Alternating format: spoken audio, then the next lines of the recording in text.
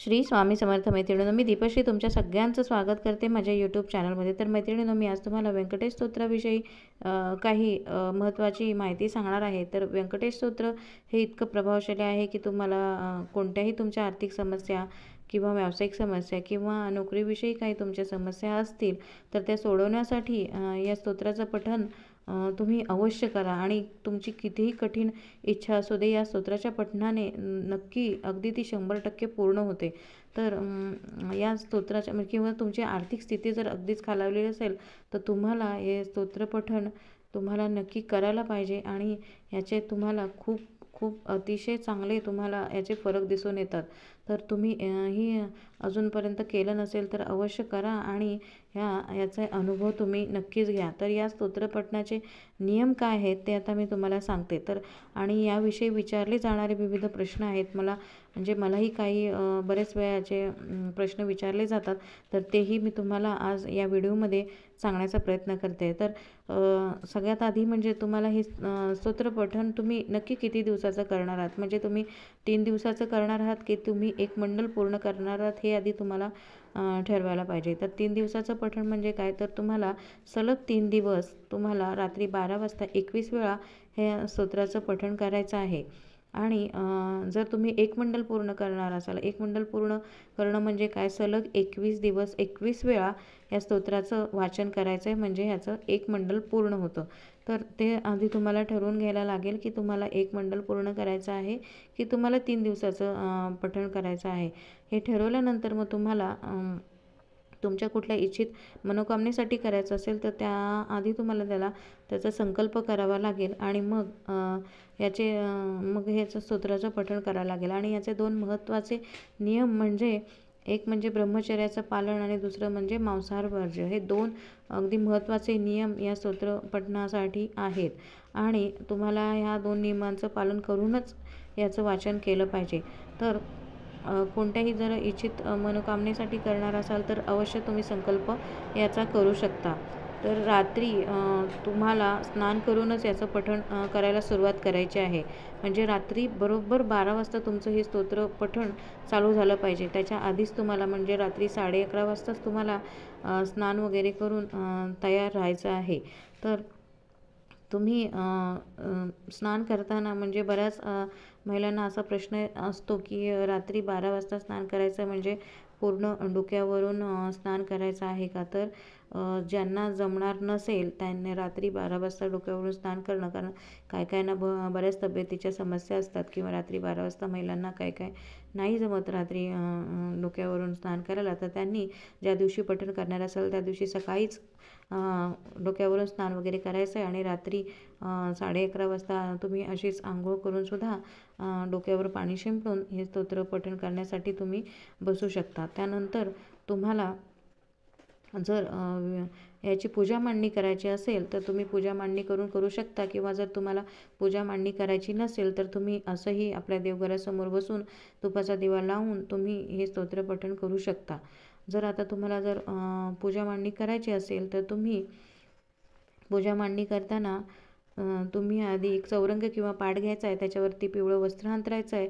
आणि त्याच्यावरती तुम्ही आधी गणपती बाप्पांची मूर्ती अक्षतांचं आसन ठेवून गणपती बाप्पांच्या मूर्तीला तुम्ही अभिषेक करायचा आहे. आणि मग गणपती बाप्पांची मूर्ती नसेल तर गणपती बाप्पांची सुपारी घ्यायची आहे आणि त्याच्यावरती अभिषेक करायचा आहे. आणि तांदळाचं तुम्ही त्यांना आसन देऊन त्या तांदळावरती गणपती बाप्पाची मूर्ती किंवा सुपारी ठेवायची आणि त्याची विधिवत आधी पूजा करायची. आणि त्याच्यानंतर तुम्ही भगवान व्यंकटेशांचा फोटो किंवा मूर्ती जर असेल तर मूर्तीला अभिषेक करायचा आहे, किंवा फोटो असेल तर फोटोलाही तांदळाचं आसन देऊन त्याच्यावरती तो फोटो किंवा मूर्ती ठेवायची आहे. आणि मग त्यांची विधिवत पूजा करायची आहे आणि या स्तोत्र पठणाला सुरुवात करायची आहे. जर तुमच्याकडे व्यंकटेश बालाजींची मूर्ती किंवा हे नसेल तर आपल्या घरात असणारी बाळकृष्णाच्या मूर्तीवरती तुम्ही अभिषेक करून ती मूर्ती जरी तुम्ही ठेवलीत पूजेला तरीही चालण्यासारखं आहे. तर तुम्ही त्याची पूजा वगैरे करून धूपदीप दाखवून तुम्ही तुपाचा दिवा लावून मग हे वाचन करायला तुम्ही सुरुवात करायची. आणि वाचनानंतर पूर्ण झाल्यानंतर तुम्ही व्यंकटेशांची आरती करायची आहे. आणि मग तुम्ही त्यांना नैवेद्य दाखवायचा आहे. म्हणजे तुम्ही कुठलाही गोड नैवेद्य दाखवायचा आहे किंवा तुम्ही अगदी शेवटच्या दिवशी जरी नैवेद्य दाखवलात तरी चालण्यासारखा आहे. खिरीचा किंवा कुठल्याही गोड पदार्थाचा नैवेद्य तुम्ही दाखवायचा आहे. तर तुम्ही आता ही वाचन करताना तुम्ही कोणत्या रंगाचं वस्त्र घालायचं आहे ते आता मी सांगते. तर तुम्ही निळ्या रंगाचं वस्त्र किंवा पिवळ्या रंगाचं वस्त्र घालायचं आहे. जर तुमच्याकडे नसेल ह्या दोन्हीपैकी एकही रंग तर दुसऱ्या कुठल्याही रंगाचं तुम्ही वस्त्र घातलं तरी चालण्यासारखं आहे. पण जे वस्त्र तुम्ही घालाल ते पूर्णपणे स्वच्छ आणि धुतलेलं वस्त्र असं तुम्ही परिधान करायचं आहे. आणि तुम्ही बसणार आहात त्या आसन तुमचं निळ्या रंगाचंच तुम्हाला आसन घ्यायचं आहे. निळा रंग नसेल तर सफेद रंगाचं आसन तुम्ही घ्यायचं आहे. पण निळ्या रंगाचं आसन घेताना पूर्णपणे तो रंग अगदी निळा पाहिजे. त्याच्यावर कुठल्याही दुसऱ्या रंगाचं किंवा दुसरी डिझाईन नको आहे किंवा दुसरा रंग कुठलाही त्याच्यात मिसळलेला नको आहे. पूर्ण निळा म्हणजे निळाच हवा आहे. किंवा सफेद घेत असाल तर पूर्णपणे सफेद रंगाचंच आसन हवं आहे. तर त्याच्यानंतर तुम्ही तुमच्या बाजूला अजून एक पाट मांडायचा आहे आणि त्याच्यावरती एक आसन घालायचं आहे. असे मान्यता आहे की जेव्हा तुम्ही व्यंकटेश स्तोत्राचं पठण करता तेव्हा भगवान व्यंकटेश स्वतः तिथे ते ऐकण्यासाठी येत असतात आणि त्यांच्यासाठी म्हणून ते आसन तुम्ही घालून ठेवायचं आहे. आणि नंतर तुम्ही हे स्तोत्र पठणाला सुरुवात करायची आहे. तर आता हे स्तोत्र पठण करताना सगळ्यात महत्त्वाचा प्रश्न येतो म्हणजे ते संस्कृतमध्ये करायचं आहे की मराठीत करायचं आहे. तर तुम्ही दोन्हीमध्ये हे करू शकता. संस्कृतही करू शकता, मराठीही करू शकता. कारण दोघांचं तुम्हाला तितकाच फायदा मिळणार आहे. कशाचा कमी फायदा आणि कशाचा जास्त फायदा असं काही नाही आहे ह्याच्यामध्ये. फरक फक्त एवढाच आहे की मराठी तुम्ही करणार असाल तर तुम्हाला खूप वेळ लागू शकतो. म्हणजे 12 वाजता तुम्ही चालू केलं तर तुमचं 3:30 ते 4पर्यंत ते पूर्ण होऊ शकतं. आणि जर संस्कृतमध्ये तुम्ही पठण केलं तर तुम्हाला अगदी एक तासभर तुम्हाला फक्त लागू शकतो आणि त्या 1 तासाच्या आत तुमचं संस्कृत पठण होतं.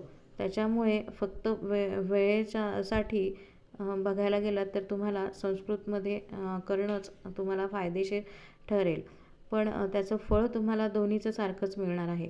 आणि संस्कृतमधले शब्द खूप अवघड असतात म्हणून अनेक जण ते संस्कृत करायचं बघत नाहीत. पण तसं काही नाही आहे. जर तुम्ही हे स्तोत्र पठण करायच्या आधी जर तुम्ही एक 8-10 दिवस ते रोज जर ऐकलत आणि जर म्हणायचा प्रयत्न केलात तर तुम्हाला ते सहज येऊ शकतं. तर तुम्ही अशा प्रकारे तुम्ही हे पठण करू शकता. तर दुसरं म्हणजे तुम्ही पठण करताना कुठल्या दिशेकडे तोंड करून बसायचं. तर तुम्ही उत्तर दिशेकडेच तोंड करून बसायचं आहे. कारण उत्तर दिशा ही लक्ष्मीनारायणची तशीच कुबेरदेवांची दिशा मानली जाते. त्यामुळे उत्तरेकडे तोंड करून तुम्ही हे स्तोत्र पठण करण्यासाठी तुम्ही बसायचं आहे आणि या स्तोत्राचं पठण तुम्ही चालू करायचं आहे. तर आता या स्तोत्र पठणाचे अनुभव कसे येतात की याबद्दल मी तुम्हाला सांगणार आहे. तर बरेच जण म्हणतात की भगवंतांनी प्रत्यक्ष दर्शन दिलं. पण भगवंतांचं प्रत्यक्ष दर्शन होत नाही तर त्यांचं अस्तित्व तुम्हाला त्या पठण काळाच्या दरम्यान तुम्हाला जाणवतं की मध्येच तुम्हाला कुठला तरी आवाज येतो आणि किंवा बऱ्याचदा तुम्हाला दिव्यात मूर्ती अशी दिसते किंवा तुमच्या दिव्यात असं फूल तयार होतं की आकृतीचं की श्रीकृष्णाची आकृती किंवा लक्ष्मीनारायणची आकृती किंवा भगवान व्यंकटेशांची आकृती तुम्हाला दिसू शकते. किंवा तुम्हाला जे विष्णू भगवानांचे जे पवित्र चिन्ह आहेत शंख किंवा गदा याचं तुम्हाला दिव्यात दर्शन होऊ शकतं. किंवा तुम्हाला अचानक कोणतरी आपल्या आजूबाजूला सतत आहे असे भास होत राहतात. किंवा तुम्हाला मग या पठणाच्या दरम्यान अनेक जण म्हणतात की सापाचं दर्शन होतं. तर सापाचं दर्शन कोणाला प्रत्यक्ष म्हणजे असं बाहेर कुठे दिसतं किंवा कोणाला अशा स्तोत्र पठणाच्या दरम्यान कोणाला टीव्हीमध्ये, कोणाला फोनमध्ये, कोणाला कुठे असं सापाचं दर्शन तुम्हाला होऊ शकतं. तर असं हे व्यंकटेश स्तोत्र आहे. आणि बऱ्याच जणांना असं समजतात की हे स्तोत्र पठण करण्याच्या दरम्यान काही भीतीदायक घटना घडतात. तर तसं काही नसतं. भीतीदायक घटना काहीही घडत नाहीत. फक्त आपण आपलं मन स्थिर ठेवून, तसं काही वाटलं तरी आपण आपलं मन स्थिर ठेवून हे पठण चालू ठेवायचं आहे. भगवंताच्या कुठल्याच कामात कधीही कुठल्याही प्रकारची भीती बाळगण्याची काहीही गरज नसते आणि भगवंताचे तुम्हाला आशीर्वाद तुम्ही अशा प्रकारे प्राप्त करू शकता. आणि हे पठण करताना जर तुम्हाला त्याचा अधिक जास्त फायदा हवा असेल तर एक अधिक कशाप्रकारे हे वाचन करायचं याचा व्हिडिओ मी माझ्या चॅनलवरती आधी अपलोड केलेला आहे आणि तो जर तुम्हाला बघायचा असेल तर त्याची लिंक मी तुम्हाला डिस्क्रिप्शनमध्ये देते, ते तुम्ही बघू शकता. आणि त्याप्रकारे पठण करून तुम्हाला अधिक जास्त आणि दुप्पट फायदा याचा घेता येऊ शकतो. जर तुम्हाला माहिती आवडली असल्यास माझ्या चॅनलला नक्की सबस्क्राईब करा. श्री स्वामी समर्थ. ओम नमो व्यंकटेशाय नमः.